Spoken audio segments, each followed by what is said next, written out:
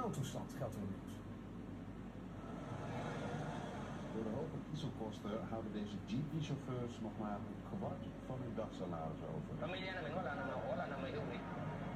Kung manabili na ganito, talagang doon papunta yun, wala nang mabiyahe.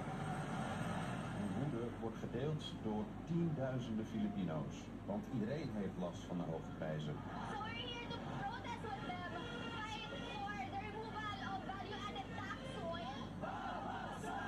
President Marcos die heeft de noodsituatie uitgeroepen zodat hij bijvoorbeeld het plafond kan zetten op de olieprijs, andere maatregelen kan nemen om de pijn van de mensen hier een beetje te verzachten. Maar dat lost de kern van dit probleem bij lange na niet op. Because of our over-reliance on fossil fuels, that makes our energy system more susceptible and vulnerable to global price shocks. De Filipijnen heeft zich de afgelopen jaren meer ingezet op duurzame energie, maar It's kind of hard to integrate renewables into the grid system. So that's one of the reasons why it's so hard to actually implement renewable energy projects.